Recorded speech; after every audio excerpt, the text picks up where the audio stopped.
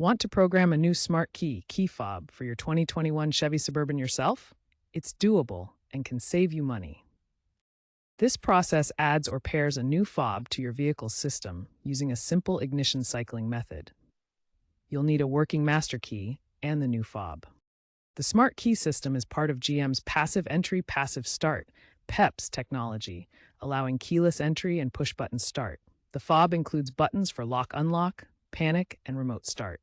Be aware that while over 80% of Suburban owners successfully DIY program their fobs, occasional firmware glitches may occur, potentially requiring a BCM reset via the vehicle's diagnostics menu or, in rare cases, professional assistance.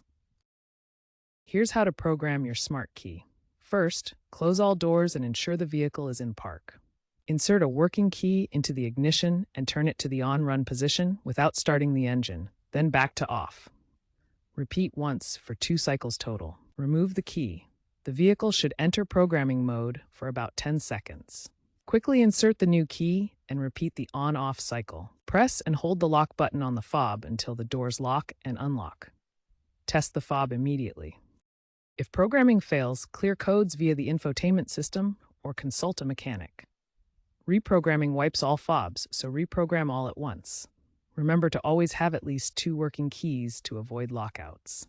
Common pitfalls include programming in valet mode, which disables some features, or ignoring low battery warnings.